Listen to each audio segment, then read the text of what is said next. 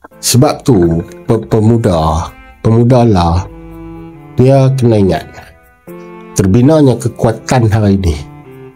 Tak kira lah pemuda ke apa, pemimpin yang ada ke, pemimpin yang baru ke. Pemimpin yang baru khususnya, dia kena ingat apa yang berada hari ini adalah jerit payah daripada pemimpin-pemimpin dan juga pemuda-pemuda, ahli-ahli dulu-dulu buat ajar. Kita ni dulu ni, kalau nak ikut PAS ni, dari segi dia takbir Kelantan tu, sikit lagi lah Kedah nak boleh dah masa tu zaman tu, dan lagi dengan arwah Ustaz Fadil tu, sikit lagi lah. Tak silap beza 3 kursi ke 2 kursi lah kan. Masa tu kira pi mana ni bendera PAS saja. Tapi kita ni kalah dengan media. PAS cuma ada harakah kan, PAS ada harakah saja. Tapi UMNO ketika tu, BN, dia menguasai media, menguasai segala-galanya.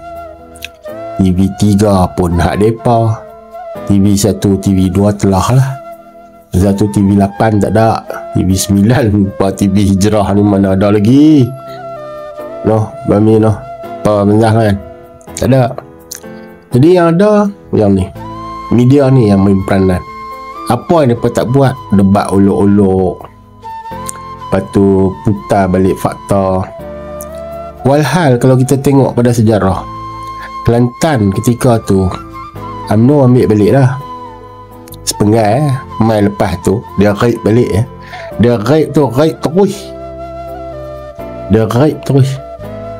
daripada apa, Tuan Guru duduk apa secara muda lah masa tu, almarhum Tuan Guru Ni Aziz kan. Lepas depa pemuda bangun lawan dengan Datuk Asri Muda sebagai Presiden PAS yang ditolak oleh kepimpinan sebab dia pun dah jadi, dia nak bawa PAS duduk dalam BN dah, jadi UMNO dah. Dia tak bawa dah silibus PAS tu sendiri, doktrin dah dimasukkan kan.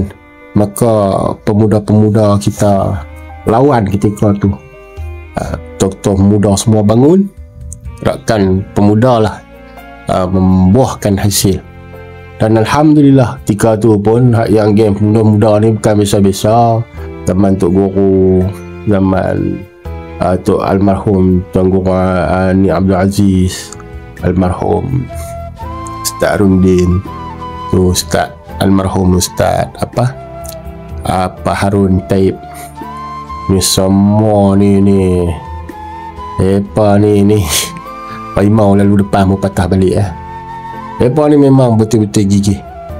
Sebab tu kita duk kata mudah-mudah lah ni, hampa ni sebenarnya hampa boleh duduk dalam bilik yang aircon, berhawa dingin, kursi yang empuk ni bukan disebabkan hampa menang yang hari ni.